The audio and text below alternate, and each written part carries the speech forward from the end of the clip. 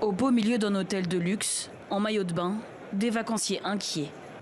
Des coups de feu viennent de retentir. Ils ont dû fuir la plage pour se mettre à l'abri. Dès que nous aurons plus d'informations, nous ferons une annonce ici dans cette pièce. Ok? Merci. Les informations données un peu plus tard révèlent qu'une fusillade a éclaté sur la plage de Puerto Morelos, près de Cancún. Des narcotrafiquants se sont entretués. Bilan, 2 morts.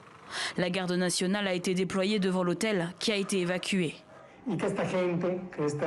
Des gens armés, cagoulés sont arrivés par la mer et le long de la zone fédérale sur la plage. Ce qui a mené à cette situation. Et heureusement, aucun touriste n'a été blessé. Du moins 7 fois. Pas plus tard que le 20 octobre dernier, 2 jeunes femmes, des touristes, sont décédées ici, dans ce restaurant à Tulum, à 130 km de Cancún. Victime collatérale d'un affrontement entre narcotrafiquants.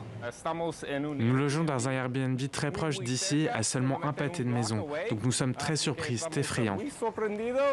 Les stations balnéaires mexicaines, visitées par des millions de voyageurs chaque année, sont connues pour leurs paysages paradisiaques. Mais elles sont régulièrement le théâtre de drames. Selon les autorités, cette violence s'explique par le trafic de drogue et le racket des commerçants.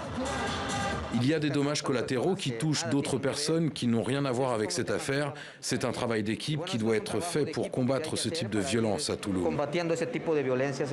L'enjeu est sécuritaire mais aussi financier. Le Mexique est le 7e pays le plus visité au monde et le tourisme représente 8,5% du PIB. Après le décès des 2 jeunes touristes à Tulum, les réservations ont chuté de 20% et certains pays européens ont invité leurs ressortissants à la plus grande prudence.